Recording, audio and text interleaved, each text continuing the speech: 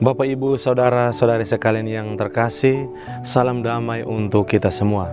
Semoga damai dan kasih dari Tuhan kita Yesus Kristus senantiasa menyertai hidup dan karya saudara-saudari dimanapun berada. Dalam kehidupan kita sehari-hari, seringkali kita menyaksikan sesama saudara kita, sahabat kita, orang terdekat kita, atau bahkan kita sendiri sering mengalami sebuah perasaan bahwa setelah kita melakukan pekerjaan baik di dunia ini, setelah kita menyelesaikan tugas kita dengan baik, kita merasa diri seolah-olah lebih bermanfaat, lebih berguna, lebih berharga daripada orang lain. Dan tak luput pula orang-orang yang sering kita cap orang berdosa, pengacau, pencuri, atau kita labelkan mereka sebagai penjahat, seringkali kita hindari. Kita tidak mau bergaul dengan mereka, karena orang sering katakan, ketika engkau bergaul dengan para penjahat atau orang-orang pendosa, engkau pun akan menjadi demikian. Dan ketika engkau bersahabat dengan orang-orang yang bersih, orang yang tidak mau berdosa, engkau pun akan menjadi orang yang tidak mau berdosa. Dan oleh karena itu hari ini Allah mengundang kita untuk melakukan sebuah terobosan baru, sebuah pembaharuan dari dalam, bahwa sesama saudara dan saudari kita yang kita anggap berdosa adalah masih termasuk putra dan putri Allah. Mereka masih mempunyai kesempatan untuk kembali bertobat dan dirangkul dalam pelukan mesra Sang Bapa di surga. Hari ini Injil yang kita diperdengarkan kepada kita mengisahkan tentang bagaimana Allah menerima kembali sang anak yang hilang. Fokus kita seringkali kita melihat fokus kita pada anak yang hilang, atau si putra bungsu yang menyia-nyiakan harta bapaknya sendiri. Tetapi pada kesempatan yang berrahmat ini, semakin hari kita semakin mendekati masa Pekan Suci, di mana kita mengenangkan dan berjalan bersama Kristus, sengsaranya, wafat, sampai penguburannya.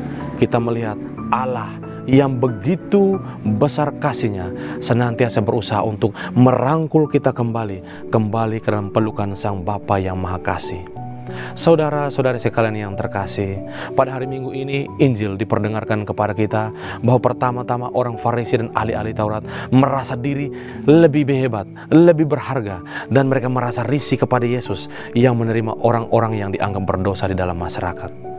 Dan oleh karena itu Yesus mengetengahkan kepada mereka semua sebuah perumpamaan tentang anak yang hilang. Saudara-saudari sekalian yang terkasih, anak yang hilang meminta harta warisannya kepada bapaknya. Harta warisan dalam bahasa asli yang dipergunakan dalam Injil hari ini adalah bios atau bion, yang artinya hidup atau kehidupan itu sendiri. Dan oleh karena itu sang putra bungsu bukan hanya meminta harta warisan dari sang bapa, tetapi dia juga meminta hidup bapaknya sendiri. Tradisi orang Yahudi meminta warisan haruslah terjadi ketika sebelum sang ayah menghembuskan nafas terakhir. Tetapi sekarang ketika ayahnya masih hidup, dia meminta hidup itu sendiri, seolah-olah dia menginginkan kematian bapa yang begitu mencintainya. Dan apa yang terjadi? Dia pergi jauh keluar dari rangkulan sang bapa, menjual hidup yang dia minta kepada bapa, dan hidup berfoya-foya. Dan saudara-saudari terkasih, ketika jauh dari sang bapa, jauh dari rumah bapa, jauh dari rangkulan atau pelukan kasih sang ayah, kita akan jatuh melarat dan termasuk atau jatuh dan digolongkan dalam orang-orang yang najis. Kata najis ini dibuktikan dengan ketika ia menjaga kawanan babi. Ia meminta makanan dari makanan babi, tetapi ia tidak mendapatkannya. Saudara-saudari sekalian yang terkasih, makanan untuk babi pun dia tidak memperolehnya, karena dia jauh dari Bapa dan menjual hidup yang dia minta kepada Bapa. Jauh dari Bapa, kita akan begitu melarat dan menjadi najis. Tetapi indahnya dalam bacaan Injil, ketika ia mau bertobat dan kembali kepada sang ayah, kita perhatikan baik-baik. Ayahlah yang berlari menjemput anaknya, memeluknya dan menciumnya. Sang Allah seolah-olah senantiasa berusaha menatap keluar. Dia gelisah, dia galau ketika anaknya jauh dari dia dan berdosa sampai melarat. Oleh karena itu ketika masih jauh, sang bapalah yang berlari menjemput, memeluk dan mencium anaknya, meletakkan kepala anaknya di dadanya, supaya anaknya tahu betapa gelisah hati sang ayah ketika anaknya jauh dari dia. Saudara-saudari sekalian yang terkasih, ketika anak mengatakan bahwa Bapak saya telah berdosa, saya tidak pantas dipanggil menjadi anak Bapak, apa yang dijawab? Sang Bapak mengatakan, kenakanlah cincin, jubah dan sepatu kepada anak ini. Saudara-saudari terkasih, Allah bukan hanya menginginkan kita kembali, tapi mengembalikan identitas asli kita. Kita mulia, kita berharga, kita berwibawa, dan tak bisa ternilai harganya oleh siapapun di dunia ini.